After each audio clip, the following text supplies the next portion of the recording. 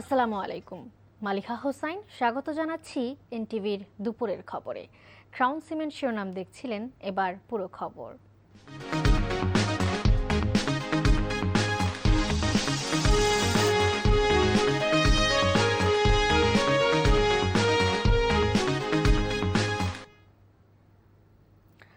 চীনের ব্যবসায়ীদের বাংলাদেশে বিনিয়োগের অনুরোধ জানিয়ে প্রধানমন্ত্রী তারেক রহমান নতুন দৃষ্টিতে বাংলাদেশকে দেখার আহ্বান জানিয়েছেন।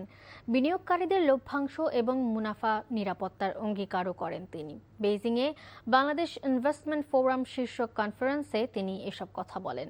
এদিকে রাতে চীনের প্রধানমন্ত্রী লি চিয়াং ও আগামীকাল প্রেসিডেন্ট শি জিনপিং এর সাথে বৈঠকের কথা রয়েছে তারেক রহমানের। চীন থেকে আরও জানাচ্ছেন হাসান মাহমুদ। চীনের রাজনীতির তীর্থস্থান বেইজিংয়ের আলো ঝলমলে দিনের শুরুতে প্রধানমন্ত্রী তারেক রহমান অংশ নেন বাংলাদেশ ইনভেস্টমেন্ট ফোরামের সম্মেলনে। চীনের বিনিয়োগকারীদের বাংলাদেশে বিনিয়োগের আহ্বান জানিয়ে প্রধানমন্ত্রী তারেক রহমান বলেন, বিগত সময়ের অব্যবস্থাপনাকে কঠোর হাতে সংস্কারের যাত্রা শুরু করেছে তাঁর সরকার। তাই চীনের বিনিয়োগকারীদের লভ্যাংশ ও মুনাফার নিরাপত্তা নিশ্চিতের অঙ্গীকারবদ্ধ BNP Sarkar.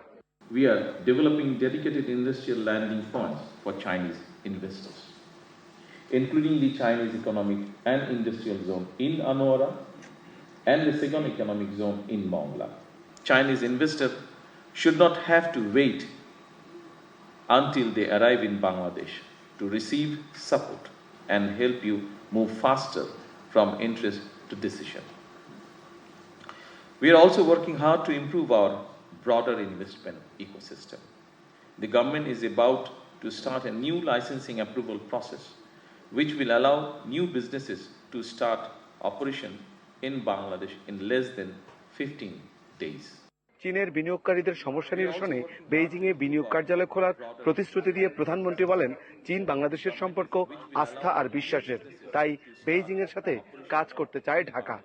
I am also happy to announce that soon we will be opening our first investment office in China. Our objective is simple. Chinese investors should not have to wait until they arrive in Bangladesh to receive support. Today I invite more Chinese companies to come Bangladesh and see Bangladesh with fresh eyes. My government issues an unwavering commitment to you. Your investment will be valued, your concern will be heard, and your growth will be supported through a more responsive investment ecosystem. দ্বিপাক্ষিক বিনিয়োগ চুক্তি উন্নত করতে তার সরকার বদ্ধপরিকর বলেও জানান Tarique Rahman. From interest. এর আগে চীনের কমিউনিস্ট পার্টির আন্তর্জাতিক বিভাগের সাথে সৌজন্য সাক্ষাৎ করেন বাংলাদেশের প্রধানমন্ত্রী। বেইজিং সফরের প্রথম দিনেই চীনের বিনিয়োগকারীদেরকে আকৃষ্ট করার জন্য নানা ধরনের উদ্যোগের কথা জানালেন প্রধানমন্ত্রী তারেক রহমান। বাংলাদেশ এবং চীনের মধ্যকার দ্বিপাক্ষিক সম্পর্ককে উন্নীত করার পাশাপাশি বিনিয়োগের দ্বার উন্মুক্তের বিষয়গুলো তুলে ধরলেন তিনি। এখন আশা করা যাচ্ছে সামনের পথগুলো আরও বেশি সহজ হবে বাংলাদেশে চীনীয় বিনিয়োগকারীদের জন্য। Hasan Mahmud, NTV news, Beijing. প্রধানমন্ত্রীর উপদেষ্টা ও তার কার্যালয়ের মুখপাত্র মাহদি আমিন বলেছেন, প্রধানমন্ত্রী তারেক রহমানের সঙ্গে আজ চীনের পানি সম্পদ মন্ত্রী লি গুওইংয়ের বৈঠক অনুষ্ঠিত হয়। বৈঠকে তিস্তা মহাপরিকল্পনা সহ বাংলাদেশের বিভিন্ন নদী ব্যবস্থাপনা, বন্যা ঝুঁকি মোকাবেলা, নদী খনন, নদী ভাঙন রোধ, সেচ ও নৌ নেভিগেশন উন্নয়নে দুই দেশের সহযোগিতা বাড়ানোর বিষয়ে ঐক্যমত্য হয়। চীনা মন্ত্রী এই খাতে একসাথে কাজ করার আগ্রহ প্রকাশ করেন এবং গবেষণা, প্রশিক্ষণ ও প্রাতিষ্ঠানিক সক্ষমতা বৃদ্ধিতে সহযোগিতার আগ্রহ প্রকাশ করেন। চীনের ৮০ জন প্রথম সারির ব্যবসা প্রতিষ্ঠানের শীর্ষ কর্মকর্তা ও মালিক এই বৈঠকে উপস্থিত ছিলেন। বাংলাদেশ কিভাবে বিনিয়োগ বৃদ্ধি করা যায়, বিনিয়োগের ক্ষেত্রে সরকারের অবস্থান কি এবং কর্মসংস্থান সৃষ্টির লক্ষ্যে সরকারের গৃহীত বিভিন্ন পদক্ষেপ, এসব বিষয়ে প্রধানমন্ত্রী উপস্থিত ব্যবসায়িক নেতৃবৃন্দের সামনে তুলে ধরেন।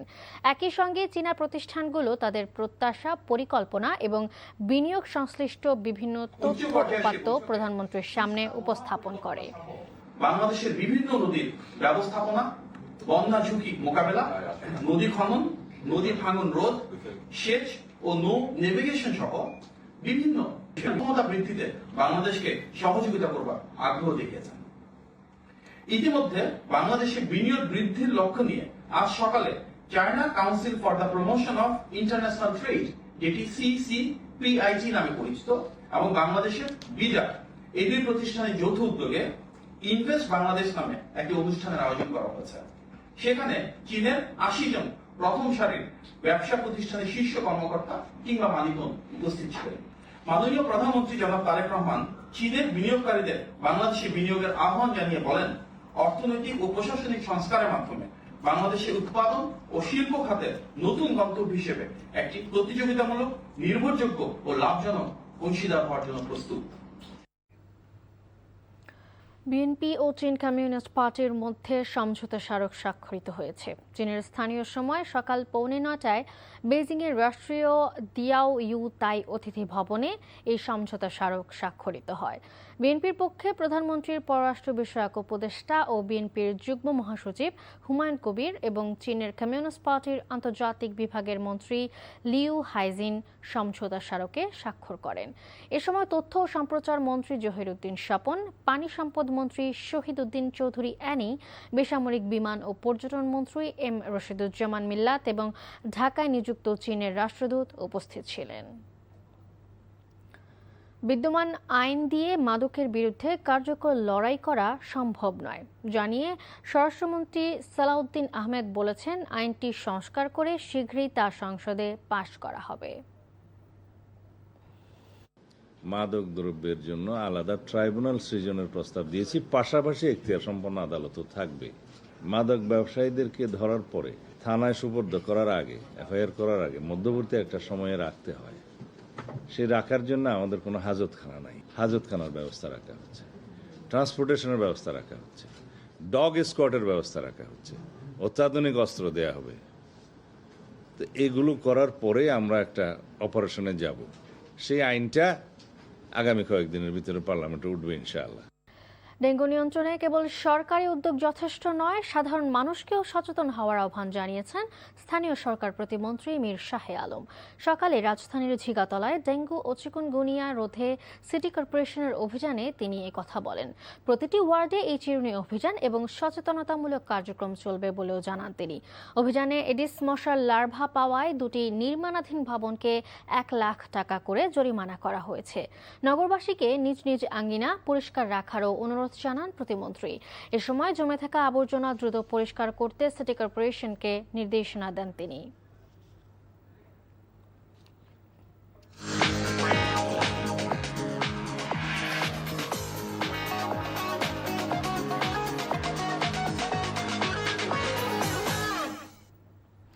মার্কেন্টাইল ব্যাংক অর্থনীতির খবর। আওয়ামী আমলে পুঁজি বাজার ও ব্যাংক খাত ধ্বংস হয়েছে অভিযোগ করে অর্থমন্ত্রী আমির খসরু মাহমুদ চৌধুরী বলেছেন, নতুন নীতি প্রণয়নের মাধ্যমে 2 বছরের মধ্যে অর্থনীতিকে ফের চাঙ্গা করা হবে। দুপুরে রাজধানীর ইনস্টিটিউশন অব ডিপ্লোমা ইঞ্জিনিয়ার্স মিলনায়তনে বাংলাদেশ অর্থনীতি সমিতির বাজেট আলোচনায় তিনি এসব কথা বলেন। মন্ত্রী জানান, আওয়ামী সরকারের অপ্রয়োজনীয় প্রকল্পগুলো বাতিল করা হচ্ছে, ঠিক সময়ে প্রকল্প বাস্তবায়নের উপর সরকার গুরুত্ব দিচ্ছে জানিয়ে তিনি বলেন, বাজেটে কৃষি খাত ও নতুন উদ্যোক্তাদের সবচেয়ে বেশি গুরুত্ব দেওয়া হয়েছে। তিনি আরও জানান, পুরনো অর্থনৈতিক কাঠামোর পরিবর্তে সৃষ্টিশীল অর্থনীতির জন্য হস্তশিল্প সহ ঐতিহাসিক স্থানে বিনিয়োগের কাজ শুরু করেছে সরকার, যা আগামীতে জিডিপির বড় অংশ হবে। এই ছিল দুপুরের খবরে। এই খবরের ভিডিও সহ আপডেট জানতে ভিজিট করুন এনটিভি অনলাইন www.ntvbd.com। এছাড়াও এনটিভির জনপ্রিয় সব অনুষ্ঠান ও খবরের আপডেট জানতে ভিজিট করুন আমাদের ইউটিউব ও ভেরিফাইড ফেসবুক পেজ। 5টায় দেশের খবর দেখার আমন্ত্রণ রইল। ধন্যবাদ সবাইকে।